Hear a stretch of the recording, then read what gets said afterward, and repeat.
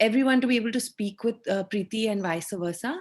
And so please feel free to write your questions in the chat, and then you will, of course, get a chance to also ask these questions. And it would be great if you could keep your videos on, because I think then it'll feel like we're all here together. So whoever can, please do keep your videos on. Thank you. Any other reminders I'm forgetting? I don't think so. So thank you so much, Priti, for being here with us and sharing your journey. It has been super inspiring to hear you in the other room, and to just see how diverse your range of experiences have been. Um, and I'm just going to start us off by asking you a couple of questions that will be around skills and also sustainability financially and things like this. Because really, with the livelihoods, the big question is, how does one go down this path and work on what we love doing, but also get the benefits that one gets in a regular job? So my first question to you would be, you already touched upon the education journey that you've had, but alongside that, what are some of the skills that you may have had to pick up or may have had to do outside of the conventional educational journey to get to where you're at?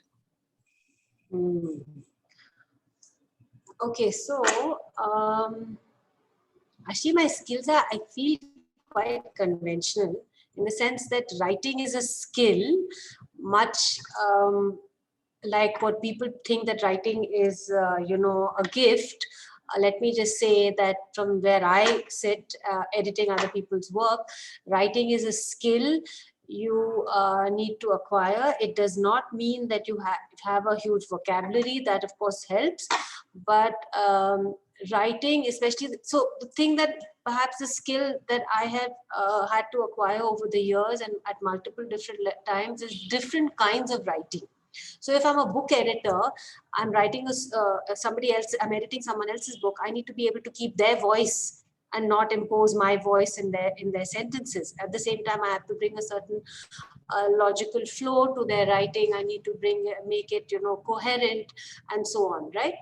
When I'm reporting on rural India, I need to keep my voice out. I need to let the people who I'm reporting about, whose voices I want to hear, people like who have not been to Bastar, say want to hear the voices of Bastar, so I need to make sure that their voices are heard, right? So I have come to realize that writing is not a singular skill. It has multiple aspects to it. Editing is a huge part of writing. If you can learn editing skills, this is something which I teach all the time. Every student whose copy comes through me, I have taught them some level of editing. For example, you take a paragraph and there'll be the first sentence refers to A, then the second to B, the third to C, and the fifth one is back at A, and the sixth one goes to C. And you have this paragraph full of interesting information, but it's all over the place. No one can read it, right? So how do you learn to make sure, how do you have a flow from one paragraph to another? I'm giving you very simple skills, but I mean something that all people who write will need to use. Making sure, for example, in the kind of writing I do now, journalistic writing, that there are enough details, right? I'm not glossing over things. Getting the facts right. I trawl through many research papers to get the facts that I need to support my story. For example, a recent story I did on insects and decline in native species and how it's affecting our food security. I read 23 research papers written by people who are all, PhD, postdocs, and so on. And I stopped doing science in class 10. So it's a huge challenge for someone like me. But that's the beauty of my job, is that every time I pick up a story, I learn something new, which I don't know before this. And then, I become like a little knowledgeable about it for the next few months at least. Yeah. So did I answer your question? Yes. Thank you so much. And it's interesting to actually observe this, because I do think that often one talks about writing as something either you can do or cannot do. And the aspect of it as honing a skill is not focused on as much. So, and thank you for distinguishing writing and editing and the importance of the skill of editing. Yeah. And reporting is another skill. Sorry, I should have mentioned that, being able to get the facts and being able to collect the facts, being able to ask the right questions. When I train young students, I tell them, please don't ask a question which ends in a yes or a no answer. That nothing you'll get out of it. So how do you frame your question so that you get a evolved, a long, nuanced answer, which then you can use in your story, right? Yeah. Yes. Thank you so much. So a follow up to what you just shared would be, how does one go about skilling themselves? So what are some maybe courses or institutions, or maybe even maybe things that are not institutions that have been set up, but ways that one can skill themselves in these things that you're talking about? So writing, editing, reporting, for people on this call who may be planning to get into the journalism career. Okay, so I'm going to assume right now, right away, that everyone here is going to wants to write a journalism kind of writing, not fiction, right? But of course, writing skills are good writing skills. That goes without saying. But for journalism kind of writing, the best way to start is to start as a freelancer, right? You have a topic. Let's say you work in IT, but you are deeply interested in the rejuvenation of lakes. Yes. So so start doing your research first. Find out who are the people involved with the lake, interview them, speak to the people who live around the lake, speak to people who use the lake, speak to people who are dumping things in the lake, so get like a 360-degree perspective of it. Now what generally happens is that when people feel strongly about something, they just jump in and speak only to the people who are aggrieved in this, right? For example, let's say the people who are getting all the lake's pollution into their garden, right? And then it sounds like a rant about how the pollution is flowing into my garden and the etc etc. But when you're doing a journalism story, you need to have a 360-degree view. You need to speak to all the people, all the stakeholders in that, including government, right? So that's very critical to what we do. So research and talking to people is the first step. Pitch your story to, there are so many online publications today, right? Including Pari. Pitch your story to whoever you're writing for, and ask them that I want to do this story, and this is why I want to do it. This is the plan for it, and then write your story, and try and keep yourself out of it, because journalism kind of writing does not have the I and the me, and I went there and he shouted at me, and so journalism stories do not have too much of the person who's reporting it. It's about the issue, not about the reporter, right? So it's one of the big things that I teach students is that you have gone out there to Uttarakhand and you spent a month in that village writing about, say, a dying livelihood. I don't want to know what you felt about the dying livelihood. I want to know from the people who are actually practicing that dying livelihood. I want to hear their voices, right?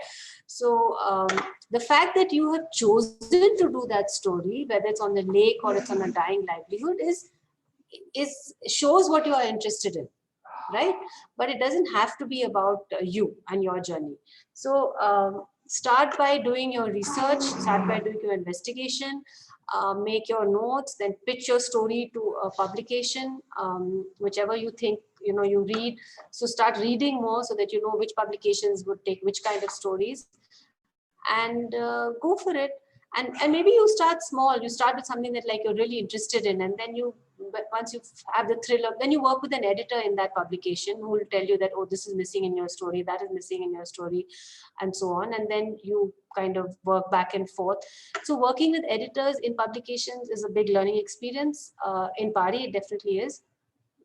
And that's how you get published the first time, and you learn with every story. You learn to get better and better at it, until there comes a point in which you can perhaps make a profession out of it, if you're interested enough, or you just do it on as a side profession of yours. That's also fine, whatever. Thank you. This actually kind of answered my follow-up question I was going to ask you, which was about what were the first few steps we could take. And so thank you for actually very succinctly telling us how to actually just go about this.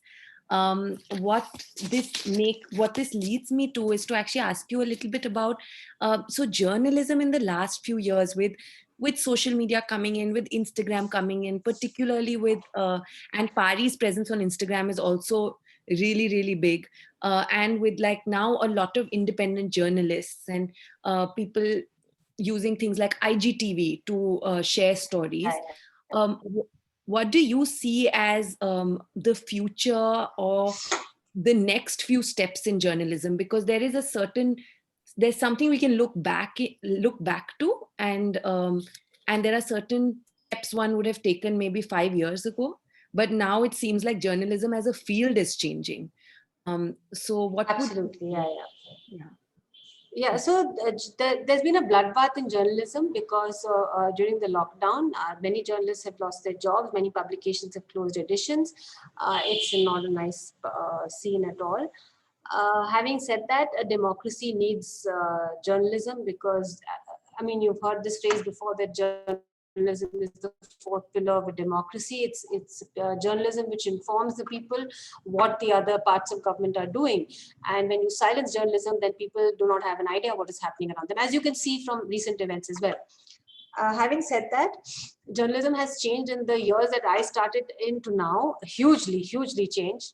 And I'm sure there are people here who are, say, familiar with film. So journalism doesn't have to be long form writing or short form writing and photos. It can be film. You can do a 3-minute film on something which interests you. That's also journalism, and in journalistic style. You can do sketches and make a poster about something. That is also a kind of information which you are gathering. So there are many kinds of platforms now on which you can put your work. So you have to do a little bit of research. You have to see what you like to do. You have to see where your stories would work well, um, where they would get the maximum amplification. Like, for example, if you wrote a 800-word story and it came out in a newspaper, but it's buried somewhere in the middle and nobody reads it, uh, it may not be what you want to do, right? You may want a film which you can put on Instagram and share with your friends and so on, and further. So there is social media is supports journalism. There's a huge variety of stuff you could do. Yeah. Amazing, thank you. Which this kind of leads me to asking about this slightly, I think, addressing the elephant in the room when we talk about a livelihoods, which is money and finances. Money, yeah, And yeah, yeah. Sure. yes, and Right. when So money is, sorry, no, yeah, go go ahead. on. No, you go on.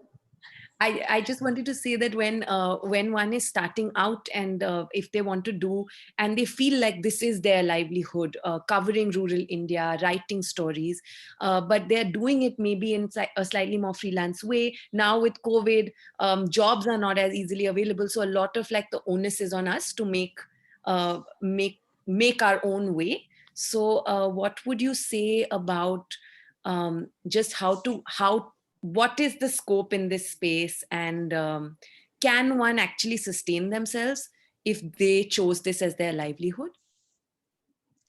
So, Ishta, that's a little difficult to answer given the present situation because of lockdown. And because of lockdown, many, like I said, papers and channels and everybody is, downsizing. So there are a lot of journalists available now.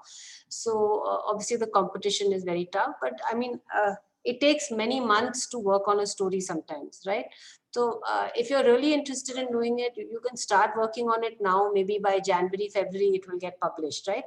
Now, the question that you asked about can you make a sustainable living out of this, right, is something that I would say that if you're going to start right away, it may be very difficult in this current scenario to make a sustainable living out of it because, see, journalism is a skill. I mean, becoming a journalist is a skill. You have to prove that you can do it before anyone is going to hire you. No one will hire you unless you have a few stories to show, or even though you may be deeply interested in, because it requires skills, it requires some amount of training, right?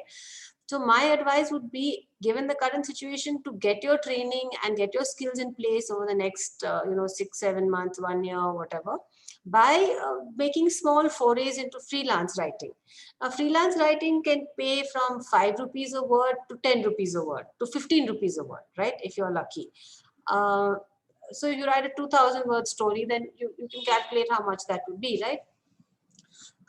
But you may not get one out every month. So you have to be then, so it's like, how should I put it? The more you do, the better you become at it, the faster you become at it. The faster you can churn out stories, the more likely are you to be able to have a sustainable, to be able to afford your lifestyle around just writing. Yeah. That's actually very helpful, and also encouraging and reassuring that it is something one can do slowly and steadily, but get there. Um, Hmm. and just maybe I'll ask you one or two more questions before we open it up to everybody. I can already see some questions are starting to come up in the chat. So anybody who's thinking of questions, now's the time to type them out in the chat, and then ask Priti.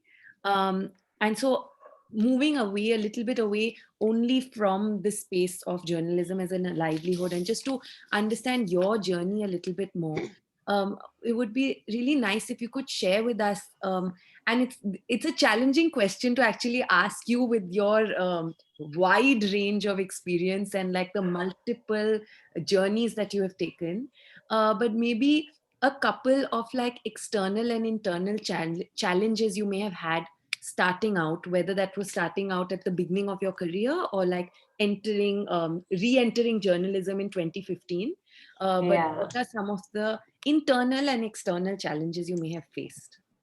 Oh, I won't be able to finish in an hour. There's so many, but I'm going to tell you a few fun ones because. So once I was uh, when I was working on a show called India Business Report on BBC World, I was interviewing Vijay Mallya, and I had done all my research. I had a lot of information about the kind of shares he was selling, and how he was liquidating his company for his to fund his lifestyle. And when I started asking these questions, he actually threw me out after 5 minutes. He removed his label and he said, "You can go." And the next day in a press conference, he ticked me off. I wasn't there, but he said, this girl had come and she had said this about me. So I've had that's one of the challenges. One prime minister I was interviewing fell asleep during the interview. Actually, literally, like his head went down like this. You may try and guess who he was. So those are the kind of fun challenges I've had. I once worked with a TV company, which was very initially was a great place to work in, but when they had their back against the wall and the funds were drying up, this very people that they had told me, you must uh, reward them for their excellent work. The next month it was, now you must sack them because we can't afford it, or she's pregnant, you have to, we can't afford to keep her. And suddenly it became very murky and very dirty, and I left. But so those were huge challenges. I was 29, 28, 29 then. It was an unbelievable challenge to be suddenly faced a boss who you thought was really nice and who you were in sync with, suddenly showed this very, very terrible side to him. I've also had interesting challenges in my in the kind of work and places I traveled to. My favorite story, which is still very current, I have to share. When I went to Bastar, Chhattisgarh, I was going to be there for a week. An hour outside the airport, my phone signal went because there is no Airtel in that region of Bastar. It's only BSNL. So I had no connectivity for 6 days. And I was supposed to stay, this NGO had arranged for me to stay in their guest house. I took one look at the guest house. It was about 11 in the morning. And I thought to myself, I can't stay here. It's really like, quite, it looks quite terrible and so on. I mean, I'm a trekker. I go on 15-day treks in which you don't have a bath and all, but that's high in the mountains, but I'm not working. So anyway, I went on to for my reporting. This person was escorting me, and he said, you must meet this PhD scholar. She stays in Narayanpur, which is in Bastar. and she's doing work on, very, very interesting work. So at 12:30 I met her and we were all having lunch together, and as soon as I saw her, I said to her, you stay in Narayanpur? She said, yeah. I said, where do you stay? She said, I'm doing my PhD, so I've taken a place for 6 months. It's a 2-room place. So I said, can I come and stay with you? I had never met her before in my life. But, there were no options. There are no hotels in Narayanpur for me to stay in, which are not shady. I'm a single woman. I'm not stupid. I'm not going to stay in some unsafe place. And so that's the kind of adventures that you have. And the next 6 nights, I stayed with Vidushi, and now she's a friend of mine. But I had to take that chance that, I had to get out of that situation and take that chance. I've been reporting again on BBC World in Mandya during the riots. My cameraman was threatened. Our tape was taken away by the police and so on. So I've had lots and lots of interesting challenges, both professional, as in like I explained to you, as well as out in the field. Yeah, all sorts of things. You can land up with fever, headache, and so on. But it's all part of the fun. I mean, I would never in my dreams have seen the kind of places that I have seen in interior rural India. Met the most wonderful people who are just so giving and so generous in their knowledge, sharing their knowledge. I have met really, really fabulous people. So I don't regret any of this. I'm sorry, I'm not sure if it was just me, Yeah, but go ahead. I lost the part of the last sentence. Okay, did everyone catch it? I said I don't this. Yeah. No, we didn't catch you. Sorry, is it my internet? No. Yeah, Priti, your internet is Okay, breaking so up. I said that I've met. Yeah. Now is it okay? We hear you a Yeah? little bit broken, but we hear you. Okay. So I was saying that I met the most marvelous people in rural India, and for my stories, the most generous, the most humble, unassuming people, and in the most extraordinary circumstances, making a life, doing such amazingly good things. I mean, really, really, I I don't regret any of my discomfort or whatever for this. Okay, thank you. And just to probe a little further with challenges, and this sounds so adventurous and scary but fun, but and makes great stories. To probe just a little bit further, it sounds like moving from one space of work to the other, and generally being explorative with your work has not been a challenge for you. But have you faced any internal challenges or barriers within yourself or your conditioning during this 30-year career, which expansive career? Yeah. See, I make light of it now, changing jobs and changing things. But honestly, I mean, like, for example, you move from one school to another, right? Or you have to figure out, who are going to be your friends, who has your back, how the systems work, who is the person to go to for advice. You learn these things slowly as you kind of get your feet in there. And then after you've been there for a while, you learn who are the people with huge insecurities who you seem to be challenging or whatever. But these are all things in any job that you'll find. I don't think that there is any one great perfect organization or perfect job. And when I was a teacher, I also told people that there is no one perfect school. So it depends on whether you are suited to that place or not. See, I am exploratory by nature. I love learning about new things. I'm a huge reader, and so I read a lot. I read. I like to educate myself, like say about Black history or about Maoist history or whatever. Not history, and I don't read history books. I read fiction or fictionalized history sometimes as well. So I have a great interest in different communities, cultures, lives, how they are lived. So I guess what I do now is really an extension of that.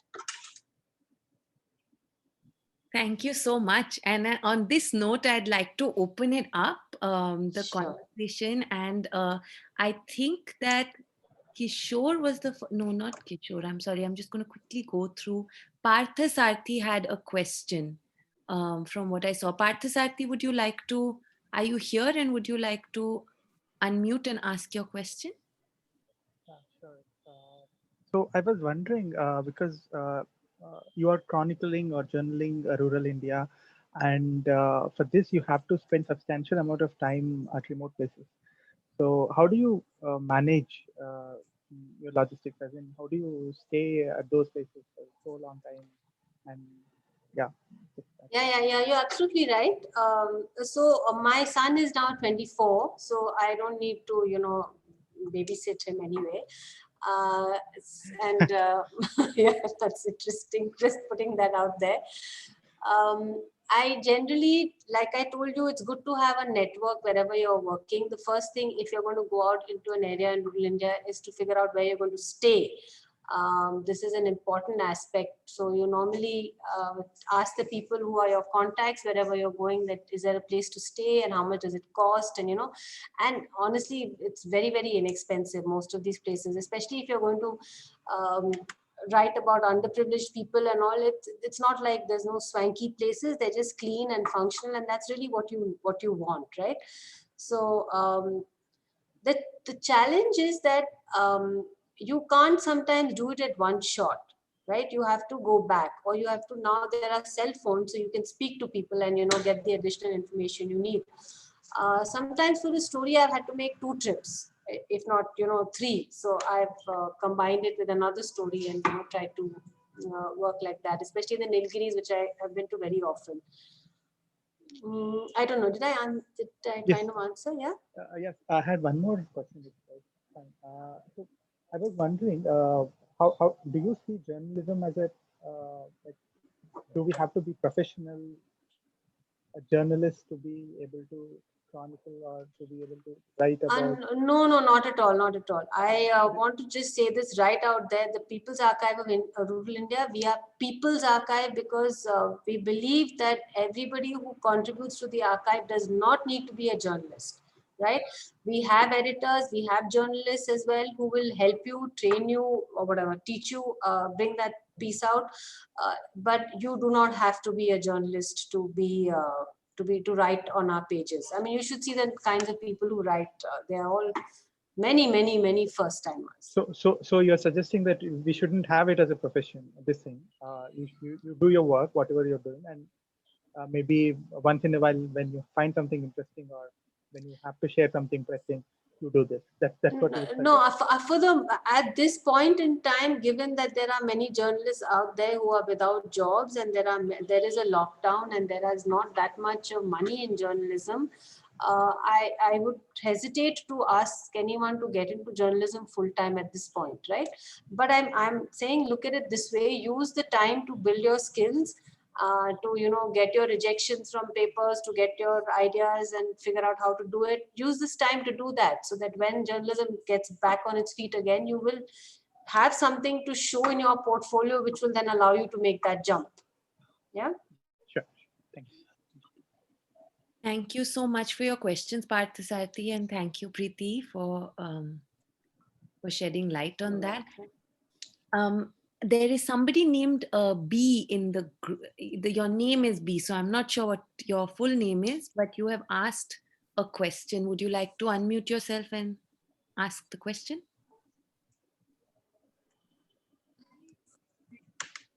B, the question is, oh, my audio is not working. Okay. So the question is, hi, ma'am, I was working for a firm in livelihoods, have contributed to the magazine as an author and editor.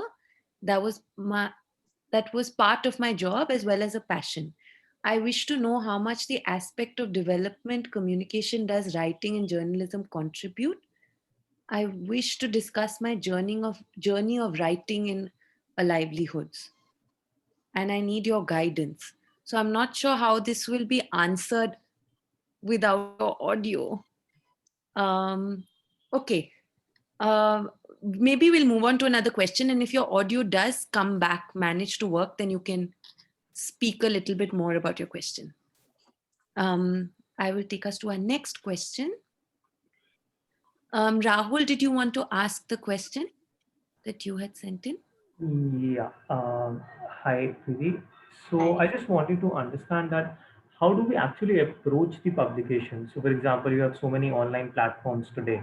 So how do you actually approach them? So probably you have written an article or you have an op-ed. So as you gave an example that you are from the tech space and you have written something about it. So what do? You just send the entire article to them or on their contact thing and wait, because I have done that. So I'll give you my example. I have done that. I sent one very researched article of around 1500 words to them. Okay.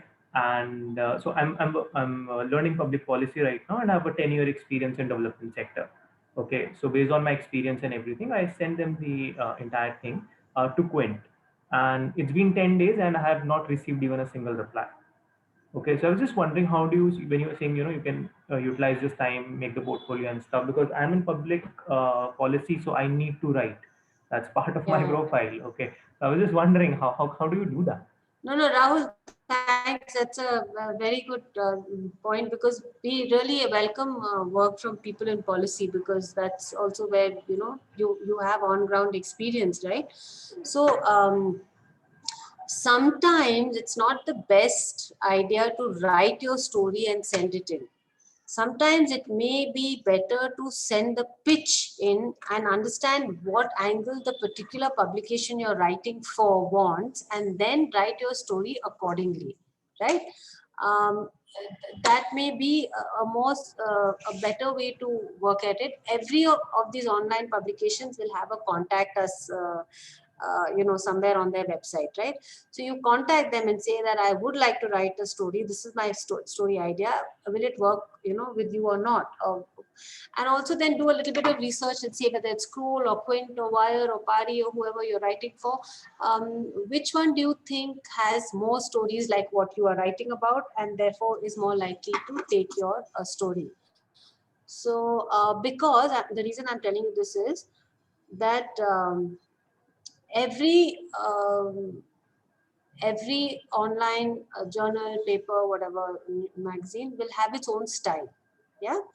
And when you, as a freelancer, you should read a little more. So you decided to pitch it to Quint, you pitch them the idea, and they say, yes, please write for us.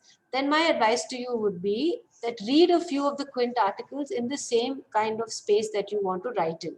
Get a sense of what is it that they are willing to publish, or how do they publish public policy stories, right?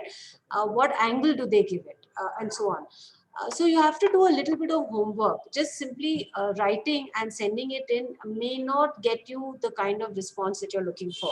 However, if you tailor each of your writings to match the publication that you are writing for, you may find it easier to get heard, right? Okay. Yeah, do you understand what I'm saying? Yes, I got it. Thank you. Yeah. So that would be my advice to you, is don't write the whole story and send it. And by the way, the thing about not replying in 10 days and all, everybody is guilty of that. Yeah, everyone is overworked, everyone's short staffed, so it does take time. And especially if you want them to read a 2000 word story versus reading a 100 word pitch, the response will also be much faster if it's a 100 word pitch. Yeah. Okay. Thank you. You're welcome. So I got another question from B in my chat, which was, ma'am, sometimes it's difficult to understand why people who choose to have a passion for multiple livelihoods are termed as confused. What's your take on that? I love being confused. And if you're being called confused, I think confusion is the beginning of great things. If everyone has understood their life and their journey, and they know where they're going in the next 5 years and what's going to happen to them, I think that's not what I want. I don't know where I'm going to trek next year. I don't know which story I'm going to write next year. So these are the things which keep me excited and keep me on my toes. And I think there's a lot of growth which comes from confusion. So I think embrace your confusion, enjoy it. And think how lucky you are that you can be confused and not be straight jacketed, and you have to do what your parents tell you, or what society demands of you. Yeah. Thank you. And there is a question that is looks similar. Christoph and Martha seem to have asked around the same space. So maybe Martha, would you like to go first? And I think Christoph could also maybe you start, and if that question gets answered, we'll move from there. Thank you so much for sharing your amazing experiences. I was just wondering, like, to what extent, like, does one have an idea of the story? Like, like you have networks, people in the ground, and in terms of capturing experiences in rural areas. So to what degree is it more like a theme maybe that we might know, okay, I want to write something about maybe in the area of education, or there's certain ideas, and maybe the story pretty much unfolds when one is there in the ground meeting people, and like as one interacts, like what also I'm wondering is how does how can we keep a check that the story that we're sharing isn't like just our own perspective, or like like as an urban person living in an urban area, you go there and like one could look at things at a very different. So yeah. No, Martha, thank you so much for asking that question, because maybe I didn't dwell upon it when I should have. In journalism, you cannot have a preconceived notion of what a story is. If you do that, then you are making a huge mistake, because stories have to unfold on the ground. That is really where a story should be unfolding, right? And if you go in with a set idea of what a story is, like a helicopter journalist, like, okay, I'm going to fly in here, I know what the story is, and I'm going to just make sure that I get all the quotes which match my story and all the facts, and then I present the story, then that is, you're doing an injustice to the people that you're writing about. So for example, I'll give you my own example. I wanted to do a story on mental health issues in the Nilgiris, okay, about and suicide and mental health issues. But actually, when I started speaking to the people on the ground and so on, and I spoke to everyone, like from people who had suicide cases in their homes to people who worked with the community health workers to doctors and so on, I found that the story was actually about alcoholism among tribal people, which was leading to malnutrition for their children, right? So I had to leave my story behind. And in fact, I had done a lot of research on it. I had a lot of quotes, I had a lot of photos, but I'm not going to be able to use it because my story became something else. And that's really a very alarming thing which is happening over there, the rampant alcoholism, because now alcohol is so freely available, right? So one of the things that we are very careful about is not to see, I'll tell you another thing, Martha. As an English-speaking, educated person in India, we tend to dominate conversations. Yeah, and this is something that, as a rural journalist, I have to be super careful about. Yeah, if I go in there and say that, oh, I know everything about what you guys are saying, and I'll say it for you because I have the words and I have the thing. I have, that is absolutely against the mandate of PARI, and it is unethical to do that. So we always have to be conscious of the fact that we have to give the space to the people whose story it is, right? Yeah, so I'll stop there actually. Yeah, let's hear what Christoph has to say to answer his question or not.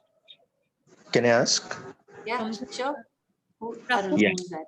Prapun, can you give 1 minute? Sorry, I think we were just, there are a couple of people who have questions before, and then I'll come to you. Sure. Thank you. I think from Christoph, did it answer your question? Yeah, I think most of it got answered. I was just wondering again if you can just describe a little bit. So how do you plan on developing your stories? Like, is it okay, you have a plan and say like, okay, for this and this kind of issues, maybe something, okay, farmers are facing this and that issue, so I'm going to that place in Punjab or wherever and I'll see what happens. Is it more like you start, you're just picking more or less randomly a place on the map and say like, okay, I'm going there and find out, is there any interesting story to report, or how does it usually work? And maybe also added, was there any place where you have been and then you saw like, okay, there's just, it's simply so boring that I can't even find a story, or did that never happen to you? No, it happens to me all the time, Christoph. I look at Bangalore, urban Bangalore, and I'm thinking, what story am I going to do which hasn't been done, 5 times over? So, so I don't report from urban Bangalore. But what you said about how do you find a story is, yes, is a very important point. For example, now I'm looking for a story on women's reproductive health and so on. So the thing about being a journalist is you have to have a ear to the ground. I read a lot of the newspapers, I read a lot of magazines. I I remember something which is unusual, right? If there's something unusual happening, I kind of remember, okay, there is, for example, I know that there is a weaving cluster. I read about it in North Karnataka, which people, the livelihoods are dying out. Yeah. So somewhere at the back of my mind, I have that idea. Now, I mean, if I go to do that story, I might find that there is some other news which is more important, right? So I might, because I might start by thinking that this is going to be a story, or this is an interesting community to write about, and that's also because I have enough experience, so I can work on that. But if I was doing it for the first time, I would bounce my ideas off a journalist or an editor and say, what do you think? Do you think this would make a story? And a lot of students do that with me now, right? For example, I'll give you an example. There's a young girl in Calcutta University. So on Pari Education, which is the site that is a Pari teaching site, we run stories which are student written. So you may have done a thesis, for example, which we help you to write it as a story, or you're doing your project in your second or third year of undergraduate. So she said, I want to write a story about women coal pickers in this area of West Bengal, right? And she said, I want to make it a gender story. So I said, okay, fine. So she went and did her research and came back. And today morning I was talking to her and I said, see, if you want to make it a gender story, then these are the things which are missing in your story. Yeah. Then I explained to her how she needs to get needs to get the view, like I was telling you, the 360-degree view, right? So so yes, so you might start somewhere, but even as you write your story, you might discover that there's something else happening here, right? Yeah, I'll stop with that. Thank you, Priti. Thank I will pass the mic to Akash, who had a question for her. Hi, Priti. Hi, Akash. It will be a question on ethics of journalism and a little bit about the questions that are conflicting in my mind. So I am going to share it. One is that does as in Pari as a network is just doing this journalism of in the form of writing, or they do also make films or say document the narratives of the people that are there in the field? Yeah, no, they do.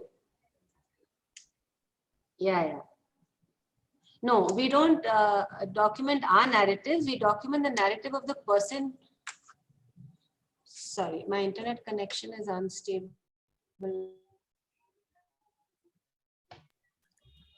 We can hear you though, Priti, I think. No, we cannot. Oh, 1 second. Okay.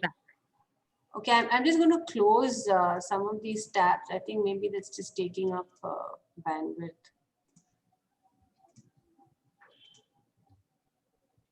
Okay, is this better now? Yeah. Okay. Priti, yeah. you might want to switch off your video. Generally, that helps to save the bandwidth. Okay, is it bad now? Because it has been audible now. Oh, okay. Just tell me. I'll switch it off the minute you tell me. Okay.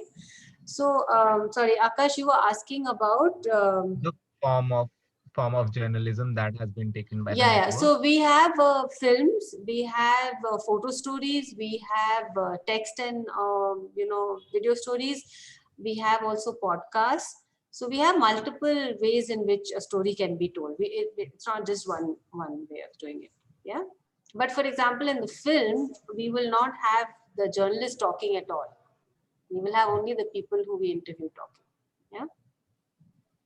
Yeah, so the second thing that I have in my conflicting part, that there was some assignment that we have to do in our school, and we have this ethical question among the students community, is that when we talk about some cases that includes the caste angle, and where we are not from that caste, we are from the upper caste, and we can't write, for the someone who is not from our caste, and we can write on basis of their lived experiences. And then at that time, how do you think, how much is it necessary to document their voices, and in terms of the way that they wanted to tell, it's not should be that that should be translated into English for the all, but going the all the way around, like why not the people who are educated or say English literate kind of understand these things in the language of what they have to say, and especially when it comes about expressing the lived experiences. So how are the challenges as an journalist till now in such an kind of, if there is any project that you have done, how are the challenges that came, and what will be your take on this, like as a journalist? Yeah, so I completely hear you about, like I explained to you earlier about being English speaking, educated, and going on writing about rural India. We have to be very conscious of it, and um, very conscious of this role that we play when it comes to so the thing about Pari, which is why I enjoy writing for Pari so much, is that we don't do much of the talking. We let the people whose stories we are writing do the talking. So if it is a Dalit person or a scheduled tribe person, you will hear their actual voices, right? So we hope that in that way we are giving them a chance to tell their own story, right, rather than us telling it on their behalf, right? In terms of language, what you were trying to say about, that their language, now see, we are in 13 languages in Pari for a reason, because we don't believe that only, English speaking people should be able to read us. So for example, if I when I wrote a story in say the Nilgiris, I will send the Tamil version to them to read, and I also printed out the Tamil version because many of them don't have internet, and I mailed it to them so that they would have a hard copy of the story with them. So these are things that, as a journalist, I have learned this from Sainath. It is not my theory at all. Sainath is a great teacher of journalism. He has much of this moral aspect of journalism has come from seeing the way he works. And as far as Dalit voices are concerned, there's I think more and more we need to hear Dalit voices. So whether if you go on YouTube and hear many of the Dalit people speaking about the Hathras rape case, I think it's very important for us to hear those voices. Yeah, as you said, they are their lived experiences. We really cannot write about it. So ma'am, there is some So thanks. Okay, there thanks. is a kind of Akash, I'm sorry, we'll have to move on to the next person. There are lots of questions and we have very little time left, but thank you for your very important questions that have resulted in very important reminders for us. I would like to ask Ushma to ask her question. I hope I'm pronouncing your name right, and I don't know if Yes, you are. Yes, you are. Usually it's not pronounced right. My question is basically around the fact that you got muted. You'll have to unmute yourself. better. Great. So my question to you, ma'am, was a lot of organizations have, paid advertising or paid even articles and stuff. How, obviously Pari is one of them, but how do you go about finding publications or getting into networks where the news is actually news, as you know how you're saying, you're telling the stories of people that you're meeting. What's some of the things that you can tell young people or people looking to get into this kind of writing to look for, or places to go to? So see, you have to believe that journalism is a bit of it's a calling. It's not really a job like any other job where you go for the highest pay. You have to be aligned morally with the with who you work with, right? Like I said to you in my own journey itself, I have seen that. And so I think that's very, very critical. Like who you work for is very critical. And I'm not to say that Pari is the only place which is great working, but I would say, for example, Caravan has some fantastic stories. Check it out. NewsClick is doing great work. Faye D'Souza has a fantastic channel. So these are some of the things which you can, so I would say write to people and ask them that, do you have something? Can I work? I have so many requests coming in for people who want to be interns, who want to be volunteers. So, and there's so much that they learn being an intern and a volunteer, so there are all these kind of openings do exist, and you can try it out. Yeah. Thank you so much. Thanks, Ishma. So just in the interest of time, we'll take 2 more questions. And for anybody whose questions have not been answered, we're really sorry. And do feel free to write them in, and we'll try our best to find ways to have, like, either write them to Priti or find a way to get them answered. No, Ishta, I'll just make it for everyone. See, there is Pari Education. I put the link. Sorry, there's Pari, the website. I put the link on the chat box. Ruralindiaonline.org. In Pari, there is, if you go to the tabs on the top, there's one says Pari Education. You can either write to contact us on Pari and say you have a question for me, or you can go to Pari Education and type it in there. That will also come directly to me. So there's really, I'm not some secret figure. I'm very accessible. Please feel free to write to contact us and say this is a question for Priti, and please put me in touch with her, and they will put you in touch with me. Yeah. Perfect. Thank you so much, Priti. And so I will request Shalini to ask her question, after which we'll end on one question that's already in the chat. Okay. Thank you, Ishna. Thank you. Hi, Priti. I'm Hi, Shalini.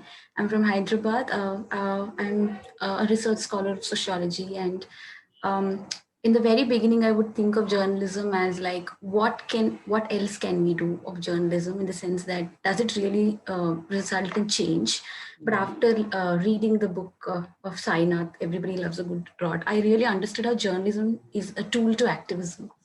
And one of those questions is also around, like, how do you really see journalism, like, especially around, like, challenging oppression? In this particular time, like, one of the questions is, like, how do we sensitize using journalism and using stories, and how do we make those spaces more inclusive? Because even those stories can be very, very, like, catering to only very, very elite or exclusive audiences. And how does that result in long-term change? Yeah. No, Shalini, that's good you asked. If you go to the Pari Education website, the last tab says about, and it says Pari in the classroom. So one of the things that I do speak about in colleges and schools is how to consume news responsibly, which I think is lies at the heart of what you asked, right? Because it's important, like you mentioned, that we consume a variety of news rather than only one kind of news. I mean, yes, I want to know what Priyanka Chopra is wearing and how many, ads Virat Kohli is in, but there's a bigger world out there, and I need to be aware of it, right? If I'm going to be part of a democracy. And the thing about journalism bringing change, yes, it's a question I often get asked. And see, I'm not an activist. That's not my skill. My skill is writing and reporting and researching these stories. So that's what I do. I can do, and I do that. And there are things, changes which happen based on that. Yeah. So when I wrote on craft in lockdown and how it's the second largest sector after agriculture, and how craftspeople are actually starving, there is a lot of money which poured in for them. They got a lot of notice, and so on. So we hope that our stories will change things. Many of our stories have brought in money for the people we write about, or brought in policy changes at Supreme Court level. So that is the hope of all good journalism. Yeah. Thank you so much. And I will just ask, since you have shared with us so many stories and little anecdotes that have really, like, livened up our conversation, to end with, I'd like to ask you a question that Fayaz asked, and I don't think Fayaz is in the room anymore. But the question was, in the span of your career, so I'll just kind of reword it. So in your span of journalism, your career in journalism, is there a story that you feel like, one story you could share with us where you saw, and this is picking up from what Shalini said, where you saw real impact happen and that really fulfilled you? I meant actually, so I wrote the story a year and a half ago on how Toda embroidery in the Nilgiris, which is done by the Toda women and has a geographical indicator, GI, was being violated by big companies in Bombay and Delhi. They were carrying on their website a clothes which said Toda embroidery, and it was neither was it embroidery, nor was it by hand, and it was sometimes just a print, and it was not done by Todas. So on multiple levels, it was a GI infringement, right? When my story broke, two of those companies pulled those clothes and that writing off their website. Yeah, and subsequently, the Toda community also got, they felt, oh, finally their voice is being heard, and they filed an appeal in court, and it's right now in court waiting to be processed. But hopefully there will be something come of it, because otherwise you have this toothless tiger called GI, and you tell Indian crafts that, oh, don't worry, you're protected by GI, but it doesn't mean anything. When some big company wants to put a Toda embroidery stamp on it and sell it, who's the wiser? Nobody really knows, right? So that's one of the stories I felt was very impactful. I enjoyed working on that. Yeah, I think I'll stop there. I can see it's 7 o'clock. Thank you so much, Priti. And this has been one of the most, there have been so many questions coming in. Thank you. From all the sessions I've moderated, and it's really been, we've had to, but thank you so much for taking out this time and sharing with us so much, and and educating us on how we can go about this, how we can make a career in this space, and how important it is to put I just say one last thing. Of course. That perhaps I didn't mention is that PARI is not for profit. We run completely on donations. And we do not take money from corporates, because we can't be writing about Vedanta destroying the Niyamgiri hills and then taking money from their CSR, right?